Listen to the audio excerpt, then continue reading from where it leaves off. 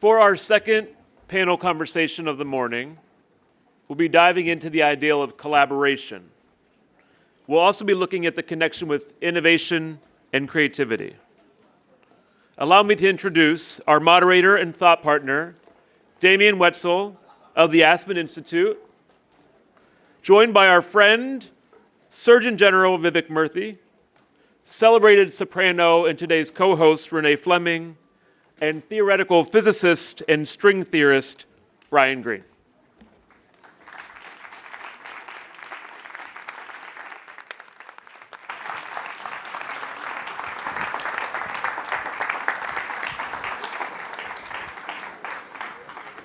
Okay, so we are an hour or two into this, and we recognize that.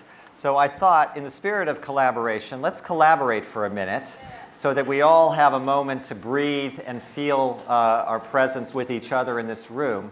And given the presence of Renée on my left, I thought we'd tune the audience. So all rise, as it were, and we're going to approximate an A. Here we go. I'm going to give it a shot.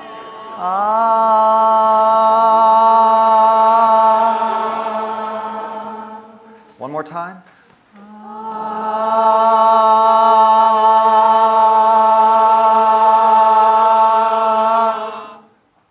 One more time, soft.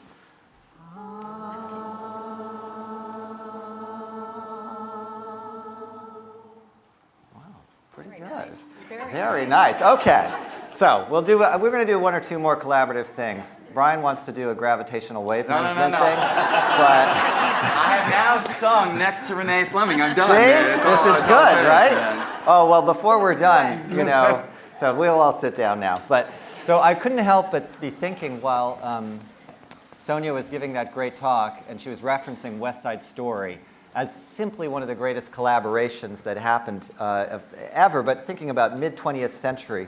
And my former life as a dancer allowed me to actually perform that. I did riff in West Side Story, actually for Jerry Robbins. And it was an experience that taught you everything, because this was a musical that brought together incredibly diverse talents about a current subject, ripped from the headlines, as it were, that launched careers in ways that will last for all time, and actually created the opportunity for an audience, like the way Sonia described it.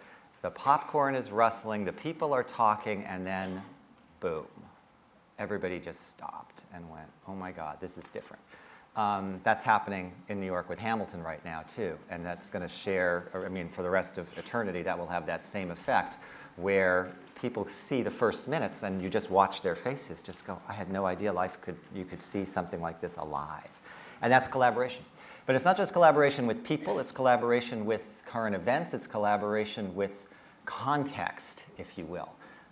So let's do one more exercise. You don't have to stand for this one. In the spirit of West Side, you guys are going to do cool, right? You're going to say cool. You're going to say go, and you're going to say crazy, all right? This is from cool. So I'm going to say, we go, cool, go, crazy, cool, go, crazy. Okay, pretty good. What do you think, Renée? A little more, right? Yeah. Okay, so Brian, you have to join there. Yep, I'll do that. Okay. I'll be with you guys, and you guys are crazy. And actually the sequence goes, you guys are crazy. Cool, go, crazy, cool, go, crazy, and then everybody together, go. And that leads into that famous thing where they're so and you guys can do that. Okay. So here we go. Ready? 5, 6, 7, 8. Cool. Go. Crazy. Cool. Go. Crazy. Go. Okay. So that's the spirit we're looking for here in this panel. That's what we're doing.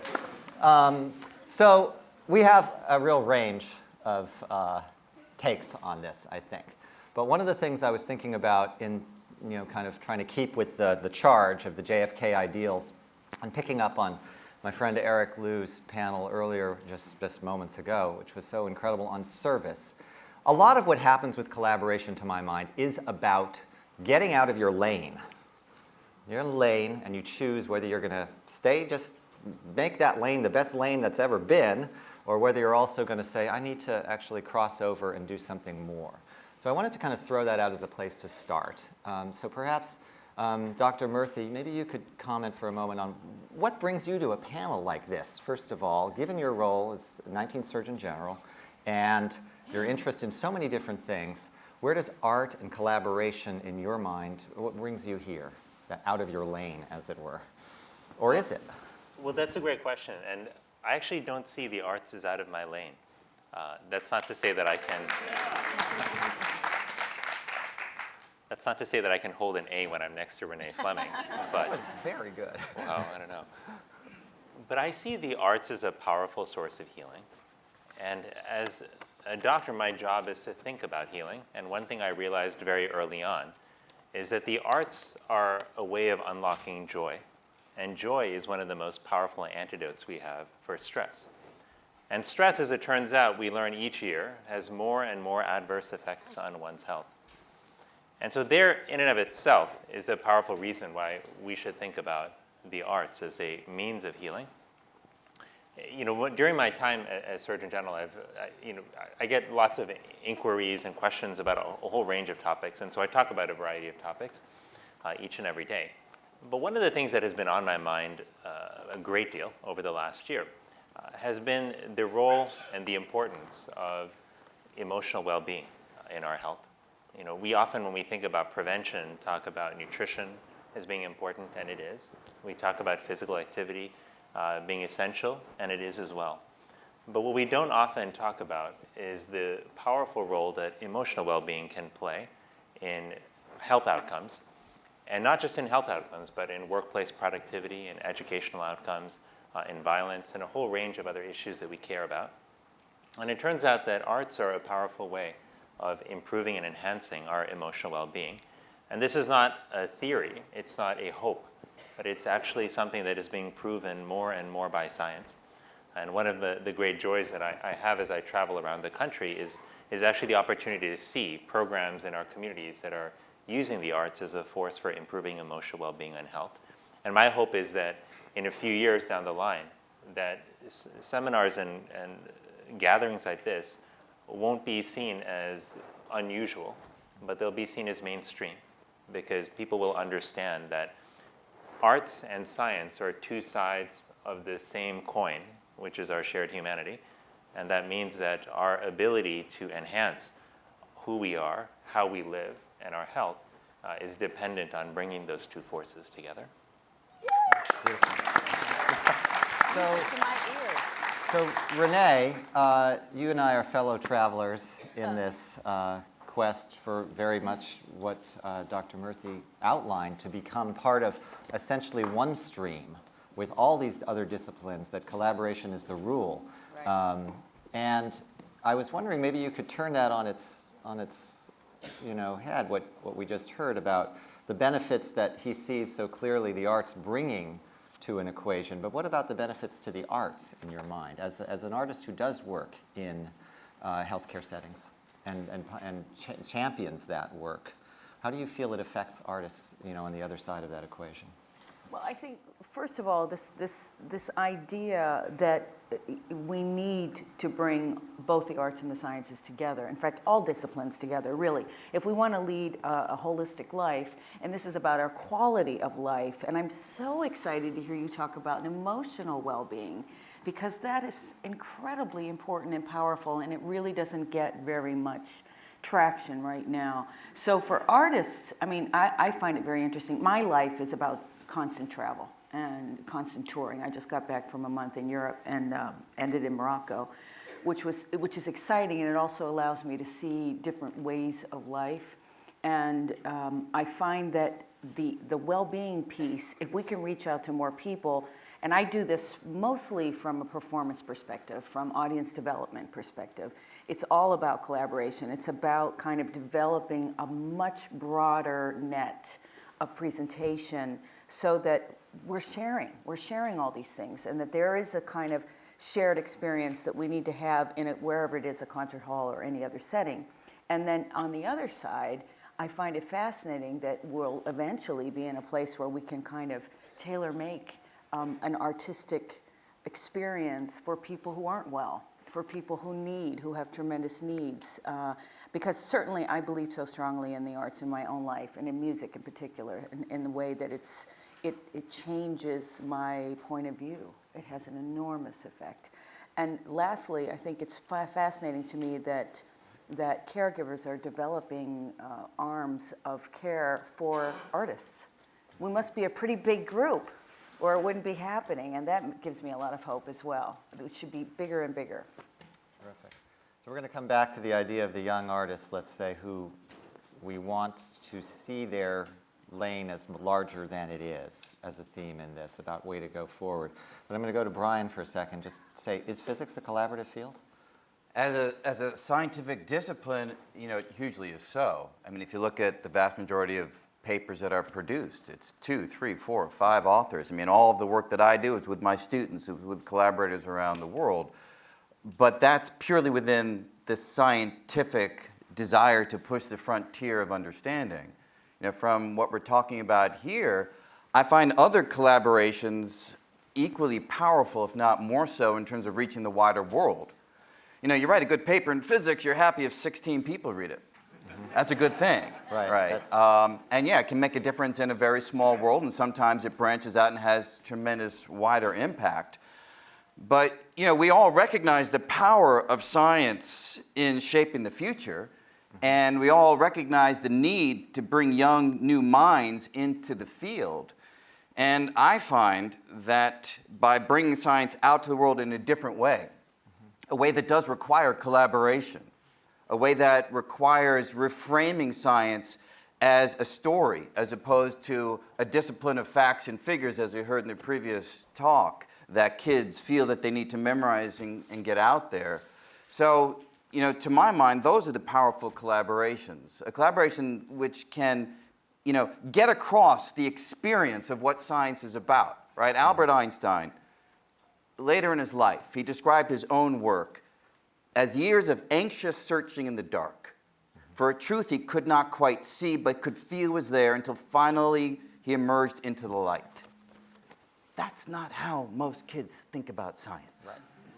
And if you can take science and put it into story, if you can take science and put it out there in collaboration with art that has a very powerful means of going right into the human soul, as opposed to having to go through the brain directly, which gets us caught up in the details of the facts and figures, then the experience of science changes completely. So just let's follow up on that with all of you, because what I heard was a powerful argument for the value of those collaborations to communicate and to develop interest within your own field and to rise up everything. But I know that in my field, certainly, I think we can all find examples of this. There are a certain purity police, if you will. It's like, well, that takes it somewhere else, and we're actually trying to do this thing. And I have a feeling you've gotten some flack at times for that, for having been too concerned of straying from there. And I think we all go through that to some extent. I mean, Renee, during your career, you've tried to envelop everything. I tried to dance everything. And I wanted to, because I thought everything informed itself. And I wonder if you could comment on that, because I think that that's a great opportunity for everyone, no matter what you do, is to realize that there is a sense of risk in some of this, but how worth it is. Well, in talking about the artistic, really we're under pressure to be specialists in a way, and I really resented that at a relatively early stage in my career, because at that time, being a specialist meant following the career path of mostly Italian divas in the past and singing a very narrow repertoire, or singing only Mozart and Strauss. And I thought, well, yeah, but I grew up listening to everything. I have very eclectic tastes, and I want to go on this road and that road. And I knew at the time that I was going to take a critical hit in doing this. But I thought, it's my life, and I'm the one who has to be, interested in the subjects that I'm following. And this whole idea of following your gut instinct, because I believe very firmly that you will find all kinds of paths if you're open, and that's what creativity is. Creativity and vision allow you to kind of to be the master of your own destiny. And what we're talking about today, which expands on that, is sharing that, is that idea of service and that idea of really including other citizens. And it's a beautiful idea. Dr. Murthy, you want to comment on that a little bit from the idea of keeping people in this country on the same page, if you will, like having a message that connects? Because I mean, one of the, I think the question that we were trying to get to in this panel essentially was one of impact. Trying to get to that point, and the choices we have to make in how we communicate, and whether it's collaborative or just simple straightforwardness. I wonder how you weigh your choices. It must be a lot of responsibility in that messaging. Well, it is interesting, and language makes a big difference here, because language is so powerful. With certain words, people hear certain things that they're conditioned to hear. And look, I come from a profession, the profession of medicine, which is one of the most conservative and conformist. And I don't mean that politically, but I mean that change is not always seen as a good thing in the world of medicine. And there are certain routes through which you advance in medical schools and universities on the tenure track, things which I'm sure Brian is very familiar with as well. But here's the thing, I realized early on that I felt trapped in that system. And as I remember finishing residency, and I used to, I'll just sort of tell you a small personal story as a side note. When I would walk home each day from the hospital during my internship, I would pass a dance studio that had open drop-in classes. And I would often be bone tired, at the end of like a 36-hour, 40-hour shift, and I just wanted to go, sleep in my bed. But passing by, the classes would catch my eye because they would list them outside on a chalkboard for everyone to see. And you don't have to sign up for 8 classes or 10 classes. You could just do one by one, which suited my erratic schedule. So I thought, maybe let me just drop in. And so that's actually how I got into salsa dancing. Was as you know. Yeah.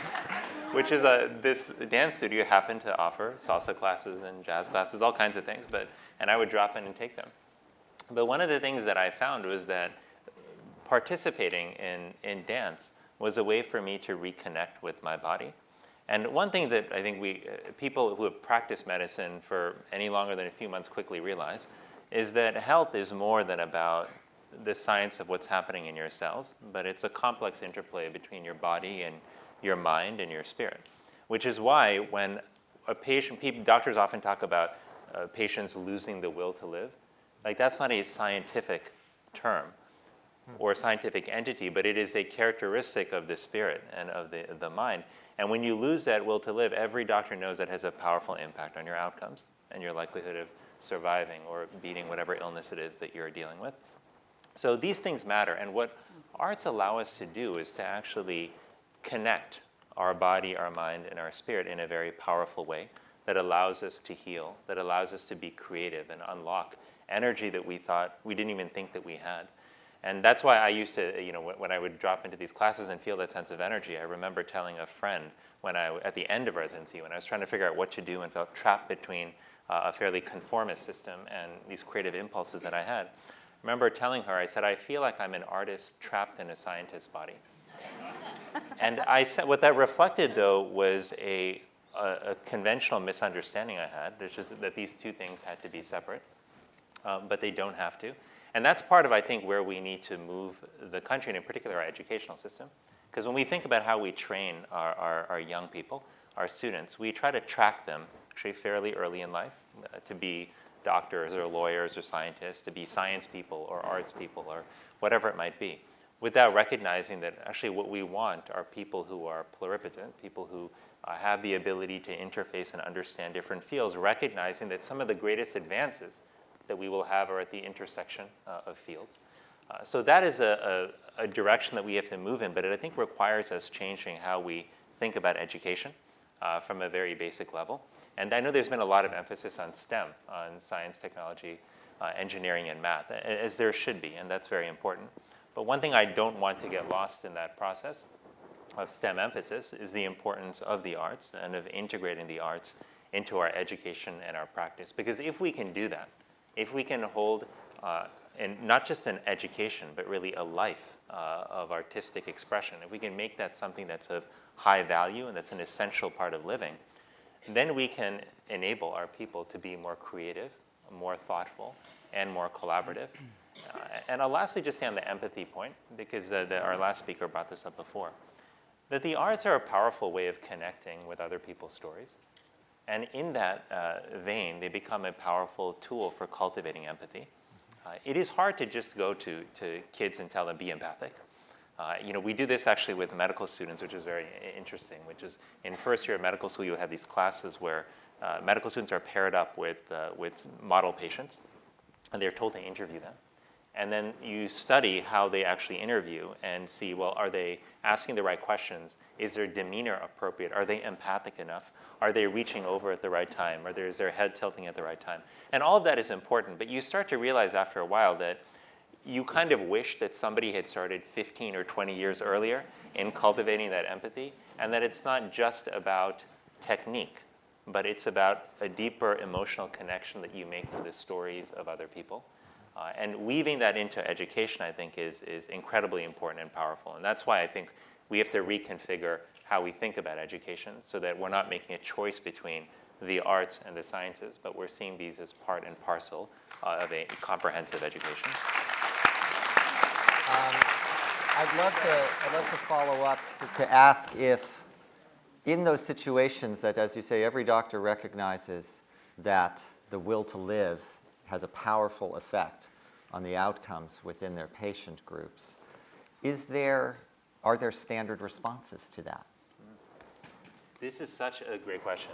The answer is no, there aren't. And what doctors, what I myself have found myself often having to do is I find myself drawing upon the things that I learned outside of my classes in medical school, the things I may have learned from a really gifted mentor, like in the hospital, or from a music teacher that I had earlier in life, or from my parents, or from a role model.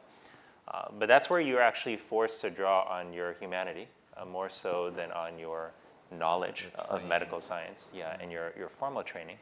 But those are actually some of the most important moments where you start to ask yourself the question about what gives meaning to someone's life. Because people lose the will to live often when they have a disconnect between where they are now and the meaning that they seek or aspire to. And so the question is, what can reconnect them to a source of meaning? And for many people, it's human relationships, it's their family, which is why we so often see when a patient has an event that they are waiting for, like they want to wait and see their child get married or their grandson or granddaughter graduate, often they will hang on until that point in time because they are drawing upon a powerful event that is a source of meaning for them.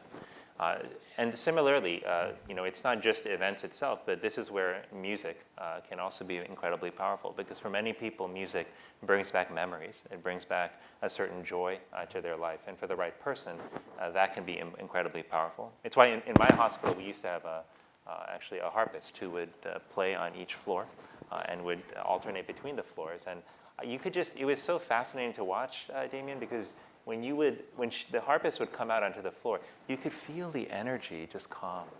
There was a frantic energy, and most times during the day, but everything would just settle a little bit. Patients would actually, they would breathe more easily, metaphorically speaking. And we would try to replicate this actually in interesting ways and think, well, how can we bring a sense of expression, joyful expression, to patients' lives? So when I was a resident in oncology, we had my senior resident had just returned from India, where he had the experience of seeing these laughing clubs in action. Mm-hmm. And are any of you familiar with laughing clubs? A few of you are, yeah. So what he would observe was that these adults would get together at 5:30 in the morning, and they would just walk in a big group up and down the streets, and they would laugh. No one was telling a joke. Someone would lead the laugh, and then they would all laugh together. And pretty soon they were just laughing at each other. Yeah. So he said, why don't we try that here in the hospital? And initially, people were like, this is the oncology ward where the sickest patients in the hospital are, and you're proposing to laugh? And he said, well, we're going to call it laughter rounds, instead, as opposed to the usual rounds. And so at the end of our formal didactic rounds, we would actually pick a patient. We would gather the nurses and the rest of the residents, and we would say to that patient, today we've chosen you for laughter rounds, and we want you to join in with us, and you can even lead the laugh, and then we would, for the next 5 minutes, just laugh with them. And initially, people thought it was preposterous, but pretty soon, we had patients beating down the door saying, why wasn't I included in laughter rounds today?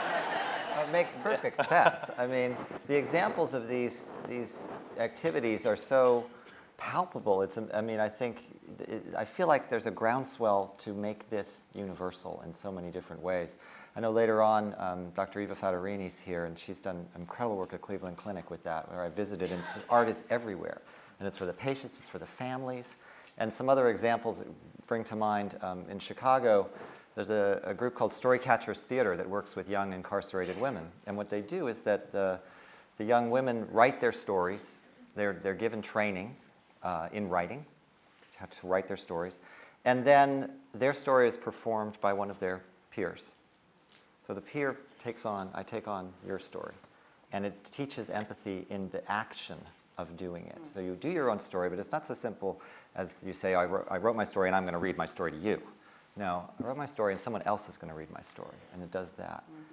Music Corps at Walter Reed, which works with the Wounded Warriors who were here last year, is about practice, simply about engaging will to live again through practice of music. And another organization, of course, is Sing for Hope, which Renée and I are both involved in. And Camille Zamora and Monica Eunice are here, Citizen Artist Fellows, which does the work right there at the bedside with artists. You want to talk a little bit about your impressions, Renée? Yes. This work? Monica, Camille. This is such a wonderful organization because it harnesses the volunteerism of artists who will go into hospitals, schools, and also any kind of assisted care, living facilities, and perform. And they also have a fantastic initiative, I think now almost every year, we're hoping every year, of pianos that are adorned by the work of artists, visual artists, and placed around the city and free for everyone to play on. And it's just such a joyous event. It's usually 2 weeks. At that project, so the pianos, I'm sure some of you have seen this, and it's been duplicated in cities around the world at times. It's a truly collaborative thing in so many different layers. Yeah. It's about, the piano is there, and it's a collaboration with a neighborhood, a place that's unexpected. It's a collaboration in terms of someone who just sits down to play, and then there's an audience, and then there's an interchange, and it just goes on and on and on. It's phenomenal, and you know, would that every town and city had Sing for Hope. Yeah, beautiful. You know, the other part of collaboration, I just mentioned audience. So something that I'm, as a performer, keenly aware of, always audience, and thinking about connection. Is it connecting? Is it not connecting? You know, is there coughing? You know, all that kind of stuff. And Brian, you are, you know, a consummate performer in so many different ways, as I've told you. Sitting you up know. here, that's quite a statement, but No, I'll just nod. So I met Brian at Aspen Ideas Festival, and I had given this thing, you do a big idea. You get like 3.5 minutes to give a big idea and try and have an impact. The opposite of slow, sadly. But I got up there and I did a little thing where I made everybody dance. And Brian got up right after me and he said, you know, this always happens, you know, you get your thing together and then somebody does what you're going to do right before you. Remember that? But then he proceeded and he stood, and I always imitate him. He stands like this and he starts talking about the black hole and the planet and it's going, and everybody is just like going like this. And so you brought that from your own experience, but you know audience and connection and how you feel it. And you know, that's all about impact, obviously. Yeah. Talk a little bit about that. Well, I mean, you know, coming from a subject that many have experienced as something that either put them off or was intimidating or they felt they didn't get it, it is a powerful link to an audience if you can find a way of bringing them along with you, where they feel like they're getting the ideas and they feel like they're being taken to a place that they don't normally inhabit. And I think that's really where the collaborations that we've been talking about can make such a vital difference. You know, I can give you an example. You know, we have, speaking of black holes, we have a piece that's based on a book that I wrote about a rewriting of the myth of Icarus, about a boy going to a black hole instead of to the sun. His dad says, don't go, you know, and the whole story unfolds. And a key piece of general relativity determines how the story actually unfolds toward the end. So, I wrote this book, and, it came to the house hot off the press, and I wanted my 5-year-old son to read it. But I didn't want it to be like, to give it to him, because he'd be like, oh, Dad always make, new stuff. I don't want to have, So I just left it around, and I hope he would find it, and I left like many copies around everywhere, So he finds it, has my wife, Tracy Day, reads it to him, and at the end he's crying. Because in this story, the boy loses his father, because of physics, actually. And people have asked, like, so did it make you feel bad? And I was like, yeah, but no, right? Because if a story about the general theory of relativity can make a 5-year-old cry, that's a link to an audience that's very different from the one we normally associate with the science experience. So then we took this piece, and in collaboration, just to go to collaboration again with Philip Glass, we turned it into a live stage piece with an original orchestral score, a film, a narrator. And in New York, what we did is we held these classes for teachers to teach them the ideas of general relativity. People have busy lives. Sometimes they get rusty on general relativity, and as they want to keep everybody along. So we taught the teachers taught their kids, and then we had 1,500 kids come to a theater in New York to experience general relativity, but in a very different way. And that kind of link to an audience, to go back to your question, I really feel has a powerful way of changing the perception of science. And that has a powerful means of changing the way people go forward and engage with these ideas. So to me, that's what I'm always after, to take an audience and have them experience a collection of ideas that either they never go near, or they're afraid of, or they've never heard of, but have them not just be lectured about these ideas, which maybe will tickle their brain for a moment or two, but actually have them experience them as a full body experience, with the heart's pounding, and the hairs on your neck are going up. But it's about not the usual dramas that we experience from Hollywood, it's the drama of science. Exactly. I mean, you referenced, your son and the possibility that he might just say no. No, Dad. Yeah. And I think we all know that feeling. I'm overloaded. No, no. And we know it in our lives when we're trying to get something done, and we get that no. And we think, well, this is stupid. We can just get past this no, can't? Because it's going to be so much better for everybody. I think that's a particular kind of mindfulness, too. A disposition, kind of thing. How do we address the disposition problem, is what I'm trying to get at? Because I think that so many collaborative things that would be quite progressive, for lack of a better word, importantly progressive, for society, don't get there. Because there's that human instinct to go, oh. One of the things I've loved in sort of reading mainstream neuroscience and kind of following a lot of various ideas is this idea of novelty being so key. And getting people, novelty is one of the 5 keys to happiness, a lot of these books have said. And for performers, we've been very rigid, certainly in the classical arts, about following on our track, but not in our lifetime, but for a couple of centuries now. And so getting people to be arts adventurers, getting them to kind of come out of that shell and try new things in the spirit of collaboration, in the spirit of actually just breaking down boundaries. So, pushing for that, but also seeing that the younger generation, you guys, are just, it's normal. It's absolutely normal for you. So, I'm finding that the pushback is not happening as much at all.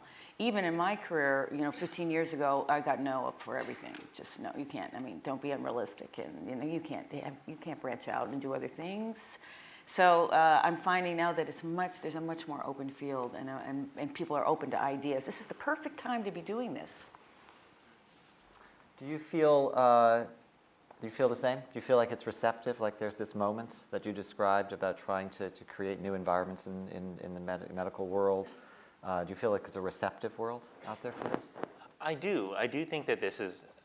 In spite of all of our fractures, I guess I should put it in the context. Put it this way. I think that this is a very important moment where we have an incredible opportunity, because I think that there are more people who have, I think, an openness and appreciation for the importance of collaborating, especially between the world of art and science. But it's also more important now, I believe, than ever before, because We have a world that's not only more fractured, but that feels increasingly angry, and that feels frustrated, and at times even feels violent. And that, I think, increases the importance of the need for collaboration and understanding. Many of you may be familiar with the term fight or flight response, which is a state that our body goes into when it's in a state of acute stress. And that comes from a more, I would say, an age-old inclination that we have that's built into our genes, which when we are threatened, we either fight or we flee as quickly as we can. But it's a response to a high-stress state. We are living chronically in a fight or flight state as a society, chronically, like all the time. And the one important consequence of that is that when you're in a fight or flight state, you are prioritizing survival. You're not stepping back to think about possibilities, about taking a little bit more risk, about experimenting, about opening up to other people. You're thinking about protecting yourself, and you're shutting yourself down. And so in my mind, one of the questions is, how do we bring more peace to society so that people don't feel like they're in a constant stress state? How do we shift people out of this fight or flight state so that they are more open to ideas, to collaboration, to conversations, to new points of view? Because if we can't do that, then we are going to be stuck in our current state where we're careening wildly in different directions as a community, with people increasingly aggregating with folks who think the way they do, share their points of view, who, as they see it, don't threaten them, which is of high priority when you're in a high stress state or in fight or flight state. And so finally, the question is, what's going to help us bring that sense of calm? And I was some of us had the chance to get together for dinner last night, and I was sitting next to a wonderful woman yesterday and we were having this conversation about peace, about where do you find peace? How do we as a community find peace?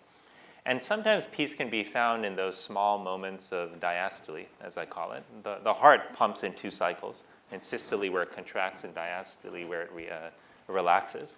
And one of the things that we often think is we think that contraction is the most important phase, because that's what gets the blood out everywhere. But you realize when you study medicine that it's in diastole, when the heart relaxes, that the coronary vessels, which are the blood vessels that supply the heart itself with blood, that is when they fill. That's when they supply the heart with the life-saving oxygen that it needs. So without diastole, there can be no systole. Without relaxation, there could be no contraction.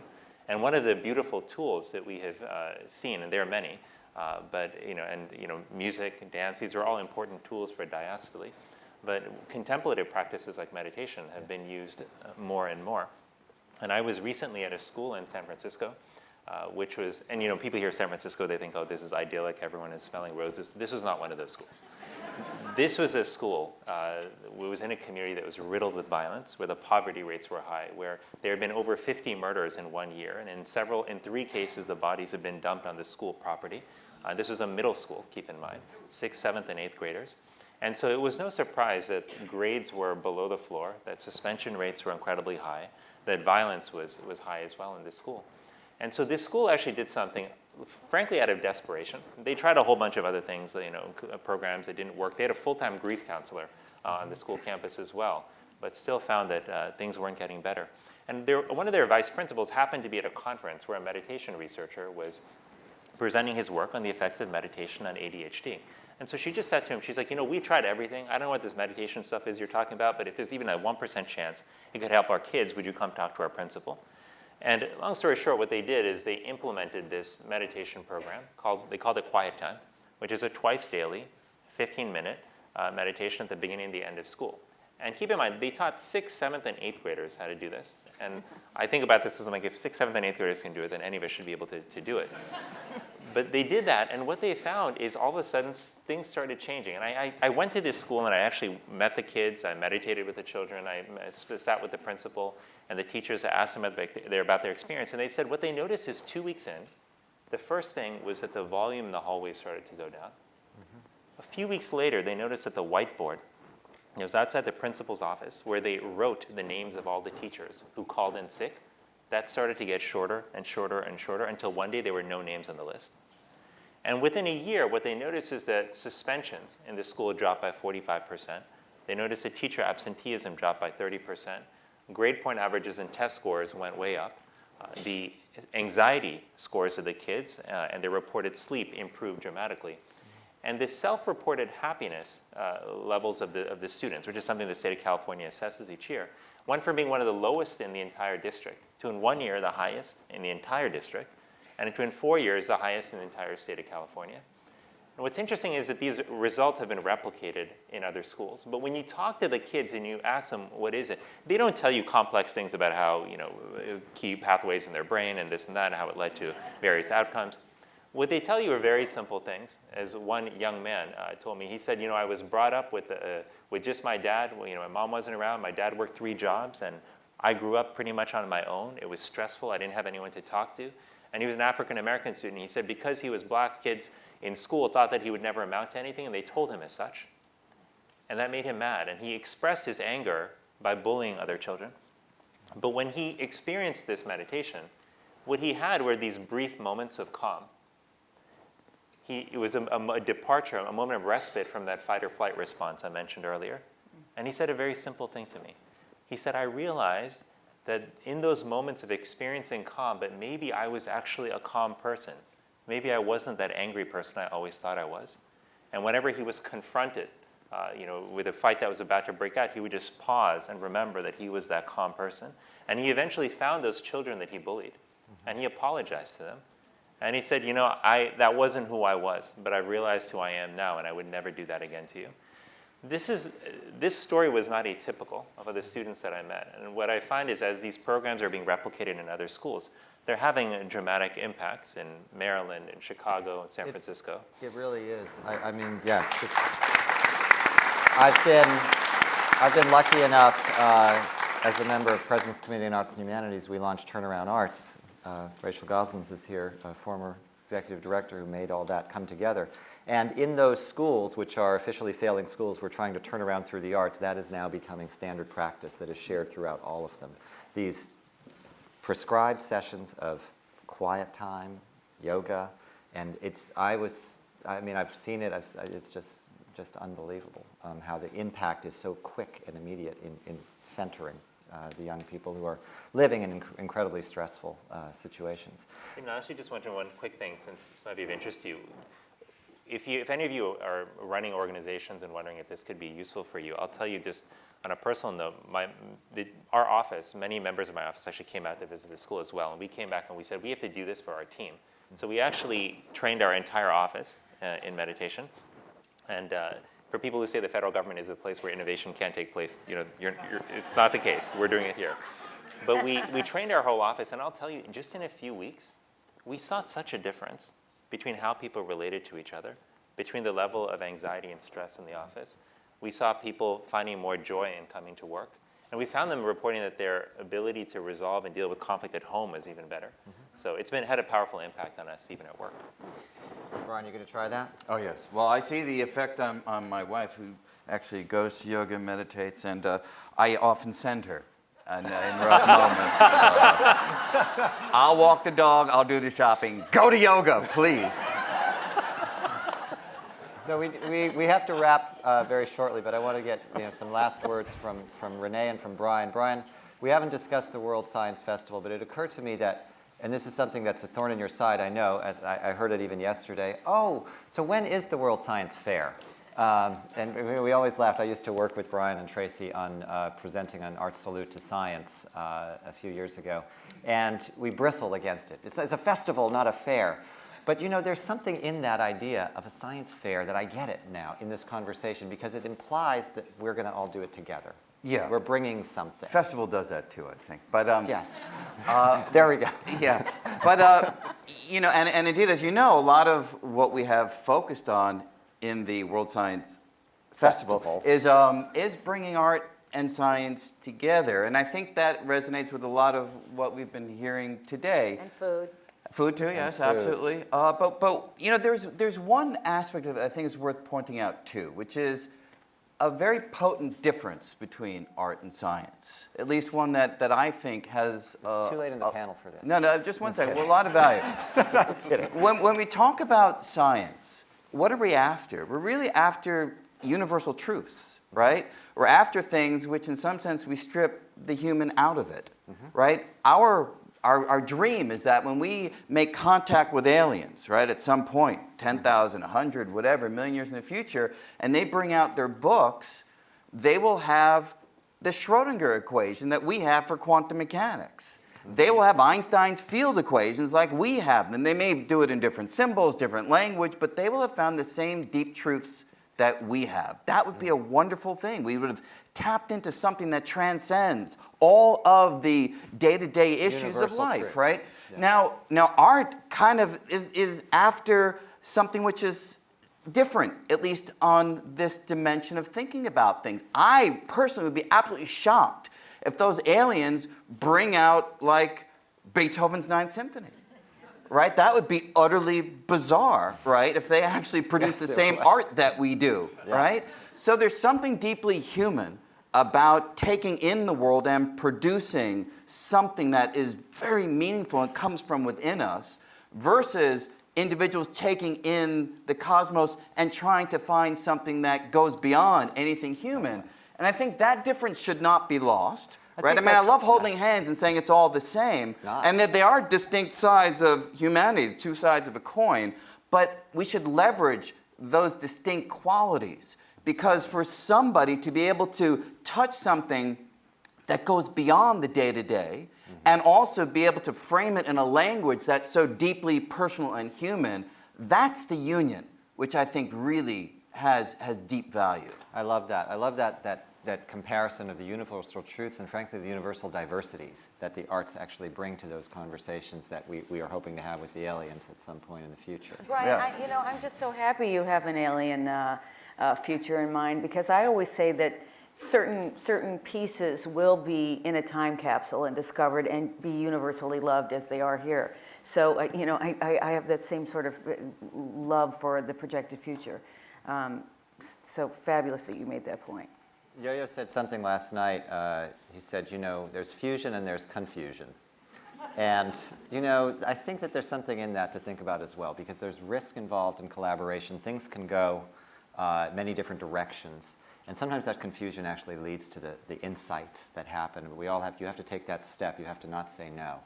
And now we're going to close, but at the risk of killing the live stream audience, I thought we should do 30 seconds of complete and utter silence and meditation.